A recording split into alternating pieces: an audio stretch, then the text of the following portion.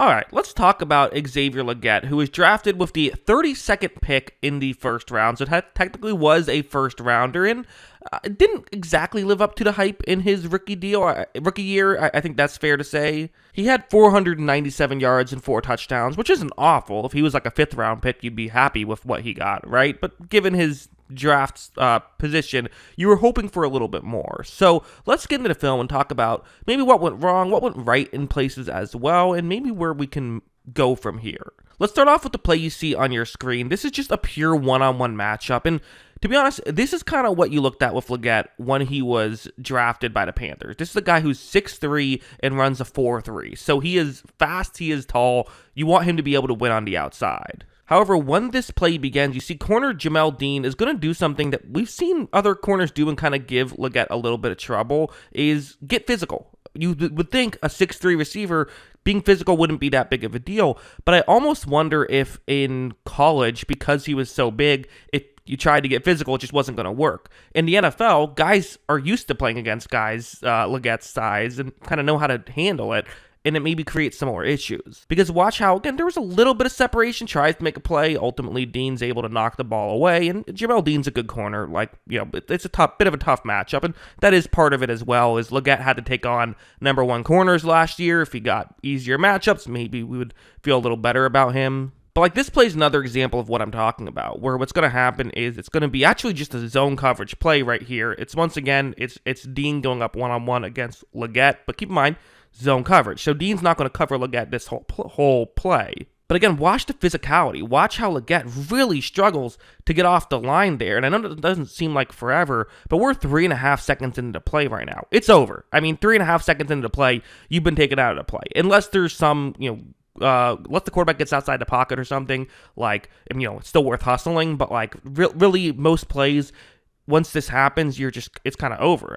Honestly, he probably would have gotten open at this point had he gotten more of a clean release. Now, maybe Dean plays it differently if there is a clean release and all that stuff, but he's about to get open.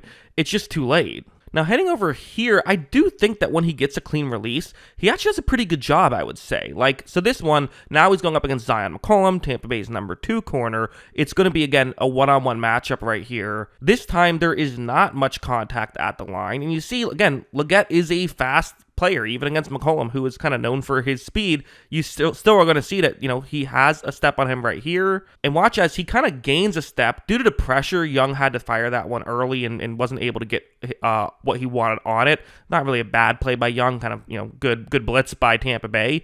But ultimately, that was a big win. And had Young been able to get his feet planted, maybe that's a touchdown on that play, right? So there definitely is the potential. And I do wonder with the addition of Ted McMillan, giving him some easier matchups, giving Legette some easier matchups, maybe that will help him. Because I also thought that he did some nice things in zone coverage last year, where this play, for example, what's going to happen is it's a zone coverage concept. You see the route that he's going to try and run right here, trying to get into a gap in coverage over the middle. When this play begins, you're going to see that right here, he kind of fakes it that was going over the middle, but then flattens out the route, interestingly enough, freezing the Tampa Bay corner just enough that when he then does cut over the middle, there was a window. Again, ball didn't go there, but there was a window. So you do see good routes from Legette. When I'm watching film, I watched a decent amount of film of him for this video, and I saw a lot of this. I saw a lot of him being able to be successful in certain areas, a lot of times when the ball didn't come to him. So when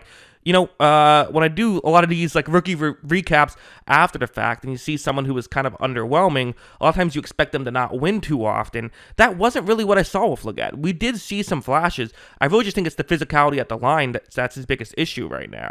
Also, something like this, where what's going to happen is, so this play is going to be a zone coverage concept. You see it's a quarters coverage play. You see, once again, he's going to try and get into a gap in coverage. Again, when this ball is snapped, you see Tampa Bay is mostly over it. Maybe Young could fire it here if he wants to. There's not really a clear angle, so it's going to be tough. But what happens is Young is getting outside the pocket, and Legette reads this. It's actually a really smart play by both of these two guys. Watch as Legette is going to go further deep. Young sees this, and they just aren't quite able to get on the same page. But that's another example. That's a big play. And, had they connected on that one, had they connected on the other deep shot, like that's like adding, 100 yards to his stat line, and that changes things, right? So there definitely were some of these flashes that I think is what you look for when you're, evaluating someone like him. So I definitely, think that these are plays worth talking about. So yeah, ultimately, I mean, listen, I do think there is some flashes here. Well, I think you were hoping for more with Xavier Legette. That's totally fair to say. You were hoping for more. And like, again, you look at like some things like a PFF grade, which isn't everyone's cup of tea. He was the 105th rated player out of 133 eligible players. But again, that's a results-based stat. That is not a prediction on how you're going to be in the future. And while results are usually a pretty good indicator of how you'll play in the future, it doesn't always work out that way. Personally, I think there's a lot of potential for Xavier Legette to still play well in the NFL. I think at the very least, he feels like a player who should be able to play a role. I do wonder if you give him some easier matchups, which is just a thing we see sometimes. Like, there have been players who they're trying to be a number one, and it's just like, man, this isn't working out, or is this guy even worth it? And then get to just slightly favorable matchups, and all of a sudden it makes a world of difference. That's the thing that we've seen happen. And again, we're now relying on Ted McMillan, a rookie player, to come in and play great right away. We don't know if that's going to happen. I think he'll play well. I'm a big fan of his game, but we'll see. But ultimately, you have guys like Adam Thielen, who's still great, David Moore, who's a solid contributor. If Ted McMillan can be a number one, and now you can get, Jalen Conker, has been a good player as well for them in his limited role. You get, someone who can win on the outside as a number two in Legette. That could be a way that you can make things work. And I still do also think, I haven't fully given up on him being able to just get better off the line and get better with the physicality and stuff like that. That is something you can improve upon if you get just more, you bulk up a little bit or just get better at the technique. It's not just a size thing. I do think that if you simply just, kind of learn how to use your hands to get off the line a little bit more, that can also go a long way. So ultimately, I think there's plenty of potential for Xavier Legette to succeed, but there are things he has to get better at. Those are kind of my thoughts. Before I go, I will mention I do have a movie channel. If you want to hear my thoughts on movies, you can check that out. The link is in the description below. But yeah, those are my thoughts on Xavier Legette and what's the deal with the Carolina Panthers as a whole. Let me know your thoughts in the comments below. Always love hearing from ya, and of course, as always, thanks for watching.